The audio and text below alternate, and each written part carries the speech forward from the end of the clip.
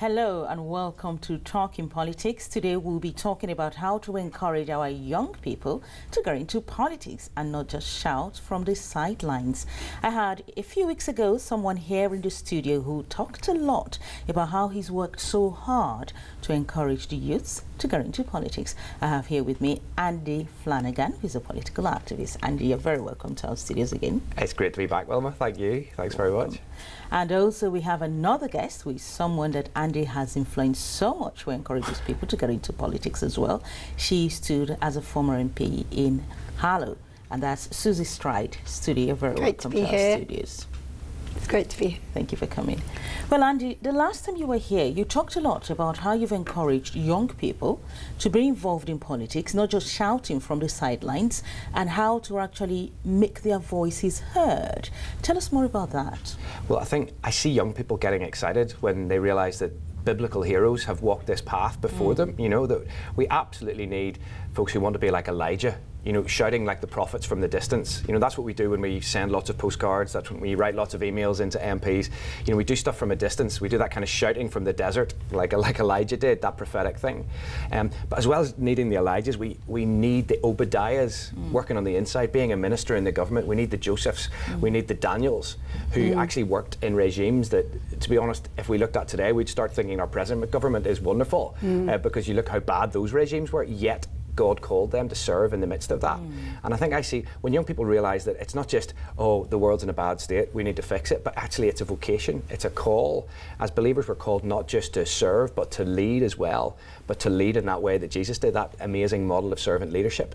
But I think too often we've seen that as the church as actually stepping back from leadership. Oh, and we need to be really humble, we need to just do what other people tell us, rather than actually stepping forward and leading in that humble way that Jesus led, but not being ashamed to lead. And so I see young people getting really excited about that, because they realise that's not going to be easy, and they realise that is going to be a struggle, and that's going to be an adventure.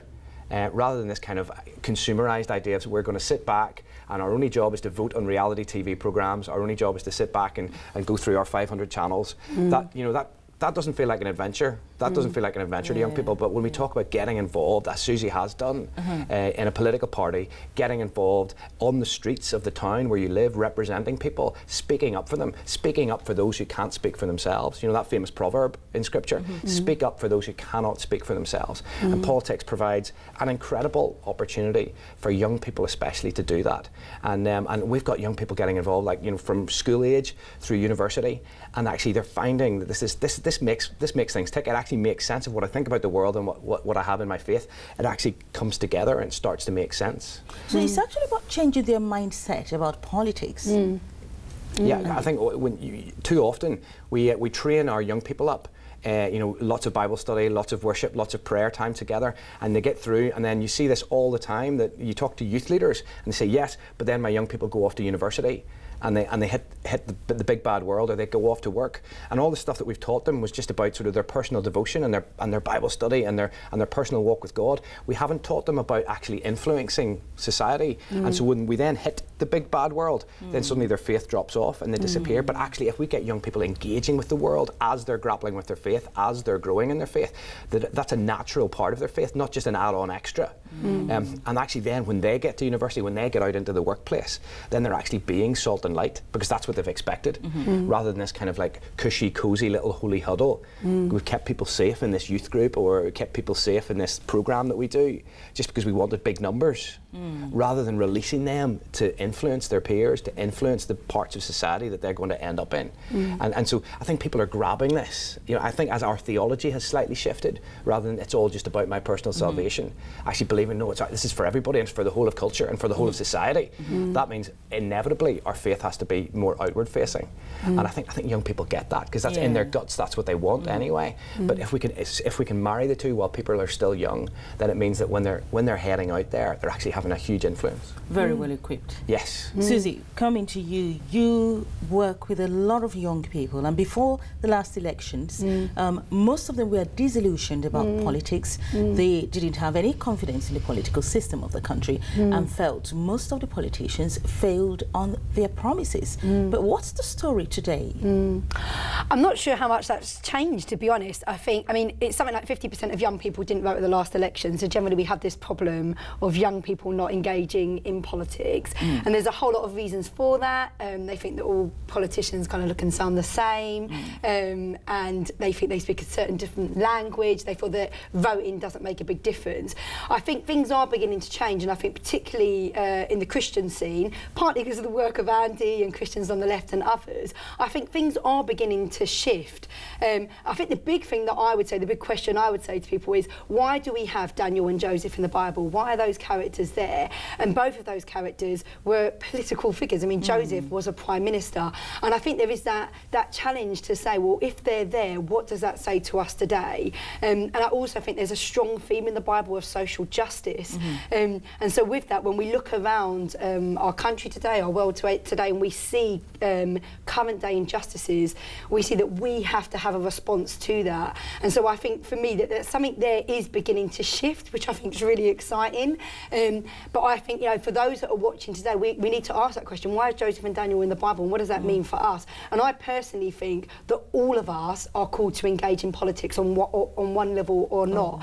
And I think we can't look at our TV screens and point the finger, and this is what Andy talks a lot about, and just shout from the sidelines. You know, that's what his book's about. You know, shout from the sidelines and say, oh, and we can't be part of the grumbling and complaining, because we're called to buck the trend. We're called to be different, and part of being different is saying, actually, we're going to get involved in the midst of that difficulty. And like, we feel the same when people look at the TV and they think, oh, the politicians, and I'm put off.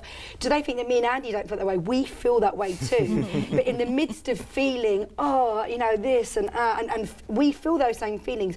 But in the midst of that, saying, actually, but we want to get involved and we want to change this, and we want to be a generation that engages. And I think for me, I always think of Martin Smith, and you know, we've all sung that song, I Want to Be a History Maker. It's a very powerful song. I was brought up singing it as a teenager, and I think it's really important that we don't just sing those words. What does it mean to be a history changer, people that shape our nations and our communities? We can't just sing songs. I love to sing songs, but we can't just sing songs. It can't just be something that's within the four walls. It has to be something that spills out. And I think the church over the last 50 years been very involved in community projects and charities, and that's important, but the time has come to say there are bigger things going on, bigger kind of structural injustices, that if we're not around that table, who's going to make those decisions? And so actually we need to engage in politics, which is exactly what Christians on the left, the Show Up campaign, that's what that's all about. It's that challenge of saying, this is for all of us, not just for us two, all of us need to engage. If we're not around that table, who is going to be making those decisions? Tell me, one of the most important things that youths you've worked with have learned about politics when it comes to politics? I think it's that actually politics you can bring change through politics, but also that politics is not disconnected from their lives. So we've done loads of events like these Pizza and Politics events, and actually what they see is politics impacts their lives, like whether it's the bus service, that impacts their lives, whether it's, I mean, you know, I've just read that there is an increase in gang culture and in knife culture in London over the last 12 months. Political decisions have led to that, and that impacts all of our lives. You know, so I think it's young people beginning to see, politics is not this far off distant thing that happens in Westminster. They make decisions that affect my home, my community, you know. And I think, you know, ultimately we don't want it to get to that point where people get so angry because of what's happened. We want people to start engaging now. So in fact we can stop some of those things happening. So it's not just about criticizing all the faults in the system, but coming up to say, I can make a difference. I can actually cause a change. Andy, you talked about the program earlier, the Future Candidate program by Christians on the Left. Tell us more about that program. Well, it's just been an opportunity taken. The Labour Party in general were running a thing called the Future Candidates Programme, and I thought, you know, I know all these incredible people who are, as Suzy said, working for NGOs, social workers, youth workers, community workers, church leaders, who I thought, you know, this is a perfect opportunity to try and wire a lot of these folks into mainstream politics. Great way for them to meet lots of people, great way for those folks to meet one another and support and encourage one another. It's very hard to be a lone ranger in the world of politics. Anybody that's trying to influence any sphere of society knows it's impossible to do it on your own. And so I guess what we wanted to build was a group of people who would pray for one another, who would campaign with one another, who would walk alongside each other, and who would do that together. And, you know, unashamedly step into this world as believers, but not just do it on their own, but do it with the support of others around them. And so it's been fantastic to watch those relationships grow organically. You know, Suzy's now part of a clan. I mean, I should let her tell you about a clan of folks who pray together and support one another. We're part of a group of people that go away once a year, pray with each other, be family together, because we need that support. And I think that's when your faith comes alive, actually, not when you're in the kind of the safe place, when you're just meeting, spending all your time with Christians. Actually, if we have these intentional groups, missional communities, you would say, if we have these missional communities who know where our mission field is, so we're spending time with people who we don't agree with, spending time with folks who aren't believers yet, and you know, actually being salt and light in the midst there. That's exciting, but it's not easy. So we need these intentional spaces where we pray for one another, support one another, and actually keep each other accountable. Keep asking each other the tough questions, so that we don't just become, as I say, assimilated into the Borg. We don't just become, you know, the salt doesn't lose its saltiness. And so that's why I guess we put this programme together, so that people could come together and meet one another. And it's been wonderful to watch these folks have an impact. When I talk to MPs who have met some of these folks, and they say, you know, these are the sort of parliamentarians we want in the future. You know, these are the sort of people we want. And so, you know, Suzy's been a key part of that, as you can tell by her, you know, life and energy and passion. Because I would love Suzy to be able to share what actually happened, what she did before the election, because it was quite remarkable. The number of people she energised who came to campaign with her, who had never campaigned with anybody. I should probably let you say that. So, Suzy, yeah, Suzy, tell us more, because Andy's talking about the power of synergy here. So tell us more about that. Yeah, well, I mean, I stood to be an MP at the last election in Harlow, and it's a very, very tough thing to do, to engage in politics on that kind of level, and you have a lot of opposition and there are a lot of challenges. And, you know, often the key thing in life is relationships and supportive relationships. And I'm not really sure, there was different ways that I did it, but mainly through my friendships, mainly through trying to connect with people on a level of, you care about young people, you care about poverty, you care about social injustice. We can't just do lip service to these people. The days are gone when we say politics is for someone else. Those days are gone. You know, actually we need to begin to engage. And I think because maybe lots of my friends saw that I was a normal person and I was engaging, and I think the key thing actually is partly they knew my heart was in the right place. Because I think sometimes we look at politicians and we think, are they just in it for power? Are they just in it for, you know, these motives? But because I'd spent a decade working in poor... A decade? Yeah, working in poor communities in the East End, working for a charity called City Gateway. Because I'd done that, I think people were like, well, you know, this is not someone who's after money and power. You know, the heart's got to be in the right place. And so, you know, we formed a group of people that was very much about just supportive relationship, having fun, but being that support, being on the other end of a phone. And, you know, that also, I would say, built to people coming up, people that had never engaged in politics, coming up, knocking on doors, engaging. And a lot of it was because either they cared about the issues, like the poverty and the injustice and, you know, youth unemployment, because they worked with young people, or because they were like, we want people like you in politics. We are sick to death of these people, do you know what I mean, who just don't seem to be in it for the right reasons.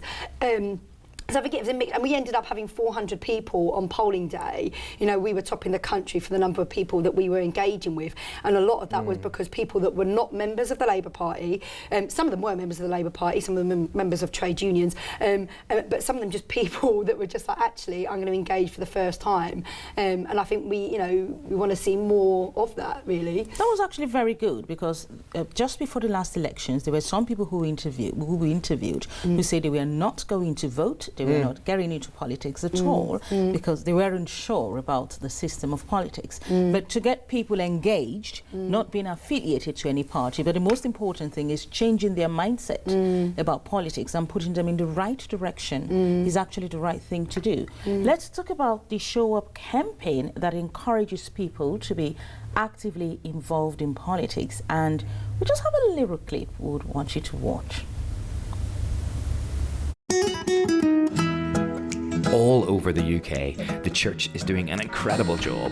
We're running food banks, mentoring at-risk teenagers, counselling those in debt, being friends to the elderly, sheltering the homeless, running parent-toddler groups, there's homework clubs, music arts workshops, healing in the street, sports camps, working with prisoners, community choir. This is wonderful, but there is a danger.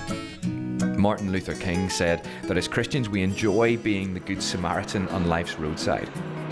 It often feels good to help someone and see the change up close.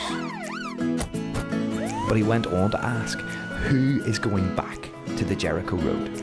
In other words, who is making sure that no one else gets mugged? Do we need more street lighting? More CCTV cameras? More police on the beat? The thing is that those political decisions happen in fairly dull committees poring over statistics and reports. Not as exciting as seeing that change right in your face.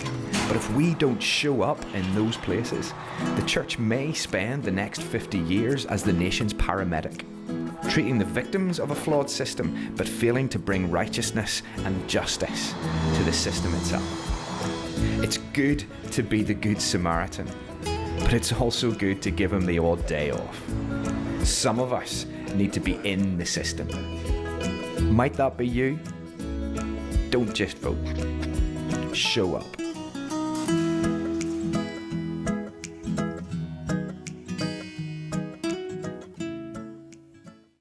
And that's it, the Show Up campaign. Andy, tell us more about this campaign. Well, it's been fantastic to see young people especially get energised. They've seen the videos, they've then gone to the church leaders and said, look, how can we get involved? So we've set up a weekend, a specific training weekend for young people who want to find out a little bit more about politics, find out, you know, what they're passionate about and what issues they're most passionate about, and actually get some specific training, some media training, get some training in how to actually talk about political issues, some theological training, and more than anything else, as we've said, meet some other people for whom this is also going to be their mission field. This is going to be their adventure playground, and meet the other people that they're going to spend time with during the rest of their lives doing this stuff, because this is not a short fix. This is like a long haul. This is like the lengthy, slow mustard seed of the kingdom of God working its way through politics. And I think as believers sometimes we want a quick fix, don't we? We want something sorted out like that, when actually Jesus said the kingdom of God is like a mustard seed, and it gradually, you know, it's like the yeast in the dough working its way through. So this is just the start for many of these young people, their journey, and we'd love folks who are watching today, you know, to actually come on that weekend. There are still places available. It's from November the 6th to the 8th in Ascot, so it's not far from London. It's very easy to get to, and it's a beautiful centre, and we're going to have incredible speakers, folks like Krish Kandaya, Anna Rowlands, Oz Guinness, famous apologist, wonderful, wonderful speakers, MPs sharing their stories of why they got involved. It's going to be a weekend not to be missed. So it's the 6th to the 8th of November, and you can book online if you go to christiansinpolitics.org.uk.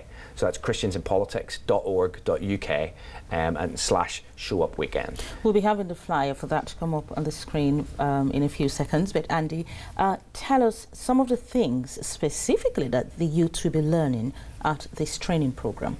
Well, specifically sort of the biblical basis for getting involved in politics, how we are all made in the image of God, and therefore if we're made in his image and he leads and he's a leader and he is passionate about governance, we are called to govern because he governs. You know, that's the sort of the key theological fundamental truth that we'll be sharing.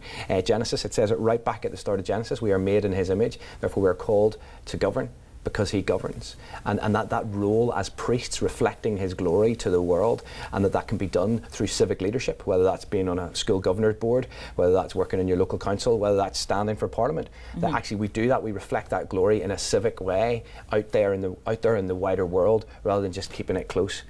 So learning along that sort of stuff, but then also actually specifically looking at some issues like housing and welfare, and you know, and actually saying, well, what is a Christian response on these issues? Is there just one Christian response, or actually will people read the Bible and come to different conclusions about these things, and digging into that, but actually sharpening one another? Because some people have all the statistics show that Christians vote one way or the other more to do with their cultural background and their family background than actually how they read scripture. So we're going to give people a few more tools to actually analyse, do I think that just because that's what my family think, or do I think that because, you know, I believe that's what God's saying, or believe that's what scripture's leading me to? So we're going to give people the tools to actually do that on different topics as they go on in their political lives. Very interesting. Suzy, tell us more about how you've been able to influence the youths around you since you've gotten involved in the Future Candidate Programme. I mean, in lots of ways. I mean, in Harlow, we did these pizza and politics events, which just made politics a little bit more friendly and informal, and so that was kind of open to anybody, and we had like 70 people turning up who just, you know, most of whom had never engaged in anything political before, but I think the big thing more with the future candidates is just those relationships and friendships and being a support and inspiring each other, and kind of, you know, there's also that thing of saying to someone, you can do this, because I think people lack confidence, don't they? Or, oh, I could never stand to be a councillor, or oh, that's not for me. And it's just saying to actually, you know, you can do this. You know, I take great encouragement. I mean, I'm born and bred in the East End, and, you know, incredible social reformers have come out of the East End. George Lansbury, Will Crooks, Bernardo's, and Booth. And, you know, I take great encouragement from that people who walked these streets, that saw injustices, that didn't just say, oh, we're going to just do our thing within the four walls of church. We're going to get out there and we're going to serve our community. You know, and things that went out to like vibrate and ripple across the nation in bringing change and serving. And I think, you know, we need to see a movement like that of, you know, people saying, do you know what, you know, we can, you know, food banks kind of, but, you know, we can get out and we can actually bring incredible change. We can serve our communities. You know, these social reformers are not just something of the past, they can be something of now. And I take great encouragement from that. And I think something that I'm keen to do going forward is something called community organising, and it's done quite a lot in America, whereby you organise, you know, local people organise to serve their community in some way, and it could be to do a litter pick and to make the area just look a little bit more uplifted, so that, you know, when people say, oh, politics, it brings, you know, it doesn't bring any change, and you're like, well, no, actually, you know, we've helped litter pick this whole area, you know, and it's not just for the sake of, oh, look what we've done, it's actually, let's do something positive and tangible. So I can actually be involved in changing things. Yeah, and I think lots, and particularly young people don't just want to come to a meeting, you know, they want to do something. And I know Andy's really, really big on this, you know, and it needs to be that thing of actually, you know, let's be neighbours, let's influence our community, let's do it in tangible ways, and we can do it in tangible ways. So if people want to get involved in that, they can get in contact with me, Suzy Stride, I'm on the internet, or Andy, and I'm going to be doing that in the East End. That's something I'm going to be doing, and I'm sure others are going to be doing it in other places as well. Beautiful, and actually anybody can actually be involved in that. Absolutely, yeah, absolutely. And I think sometimes people are intimidated by politics because they don't know the words and they don't know what to do and whatnot. And again, we feel that way. It's not that we're any different. You know, I stood to be an MP, and there was so much that I was like, I'm not really sure what I'm doing, but I'm just going to go for it. But community organising is something that we know. It's like our first nature. It's getting out there and serving people. And, you know, it could be as simple as, you know, you put out a leaflet in an area and people say, can you put up this shelf? Can you remove this rubbish from my garden? And it's just being, you know, I think you talk about it, it's like being neighbours to people, you know. So, you know, there's community organising, I think, is quite an exciting thing. You know, we're 5 years off an election, and I would rather get involved in doing some stuff that actually brings tangible change. So as I say, if people want to get involved in that, they can get in contact. As I say, I'm on the internet, and I'm sure Andy's going to be doing similar things as well. Andy, just before we go, what would you like to leave the viewers with? A lot of young people watching this programme and saying, oh, politics, okay, I could give it a try, or I'm not really certain. I'm not very sure what Andy and Suzy, what they're talking about now. So what would you like to say to them? I think I'd love to say, come and meet us. Actually, come and meet us, come and get involved. Actually, like any part of life is always a bit strange until we meet people who are involved in it, and especially until we meet believers who are involved in it. So we have gatherings where people can come and pray at Parliament, at Westminster, or some that happen in the East End of London. I would go on the website. It's www.christiansontheleft.org.uk, and you will find some people nearby to you where you can meet those people and realise, you know, you can still be involved in politics and hold on to your faith. In fact, you can have a real influence in politics, and you don't suddenly become some sort of strange, other, crazy person. I think there's so many Christians are interested in politics, and for me, for a long time, I was interested in politics. I would watch Question Time, and I would read all the stuff about politics in the newspapers, but I was always just a spectator. And especially as Christians, we can just be spectators. And that's just, when we look at the life of Christ, that's just not an option for us. We just can't be spectators. So we need to get involved. What really spurred you on to get involved? I think it was singing my songs, actually, because you know, the other part of my life is being a songwriter, and so I sing songs about the situations that I see working with NGOs, folks like you know, Oxfam or Christian Aid or Tear Fund, going away to sweatshops in Bangladesh or orphanages in Uganda and singing songs about what I was seeing. Increasingly, my songs were being used by those agencies, and therefore I was getting to meet some of the sort of politicians that they were trying to influence. They were trying to campaign on debt or trade regulations and to try and, you know, improve the lot of folks in the developing world. And so through that I met some of those MPs. It's just what we're talking about, it was relationships. And I had this moment one day after I'd met a couple of MPs in Parliament, and I went, do you know what? There is no magic dust here. There is nothing special going on here. These people are not cleverer than the other people I know. In fact, I've worked in churches, I've worked in NGOs. There are a lot smarter, more impressive people working in those organisations. There is no magic dust here. And sometimes, because it's on the other side of a TV screen, we presume that the people involved in politics are somehow cleverer, or, you know, just are better educated, or something. It's honestly not true. It's honestly not true. Any of us can be involved. And there's no clever, there's no sort of special level of thinking or inspiration. Actually, those folks that are in Parliament at the minute are trying to do a really difficult job. They, number one, need our prayers, but they also need us to be involved and get involved, because the more that we share our stories of what God's doing in our neighbourhoods, the more people get better information about what's needed and how to address the problems that we face as a nation. So we need to be sharing those stories, but we also need to be the people who one day will be hearing those stories, because we won't be just sharing them, we'll actually be there in the corridors of power, sitting in the seats, welcoming other believers to come and share theirs. Thank you so much, Andy. Very interesting. For youths out there who want to be involved in politics and get in touch with Andy, you can actually go to Christians on the Left, show up, or go to talkingpolitics@loveworldtv.co.uk. Let's go to Suzy. Just before we go, what last words do you have for our youths out there? You have worked with a lot of them. I think it would be, don't just listen to these words, think, oh, that's nice, and then move on. I think it's that whole thing of, you know, we need to be involved in shaping our communities, in shaping the nation, and we can do it. And as I say, look, that's, you know, I would really encourage them to go and look up George Lansbury or Will Crooks or Shaftesbury or Booth, these people that just saw an injustice, felt angry about it, and thought, you know what, I'm going to do something about this. And, you know, and they responded. And I think it's really important that we're not passive, but that we respond. So what I would say to them is respond, get involved, get in touch.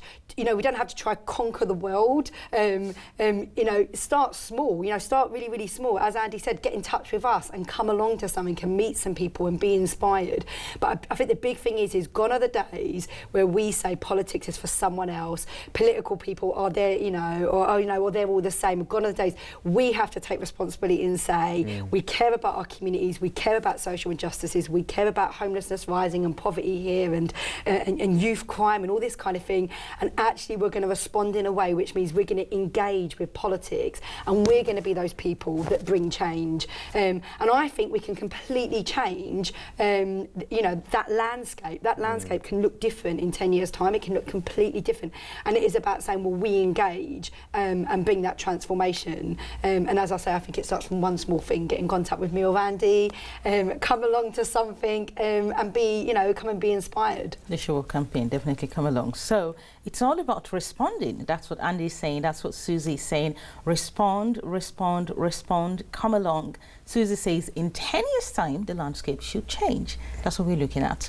Thank you so much, Andy, for coming on the program. Bless you, Wilma. Thanks for having me. Thank you so much, Suzy, for coming on the program. Viewers, this is Talking Politics, and we'll be discussing how to encourage our youths and the young ones to get involved in politics. If you have any questions, you can send emails to talkingpolitics@loveworldtv.co.uk. In the meantime, enjoy the rest of our programs.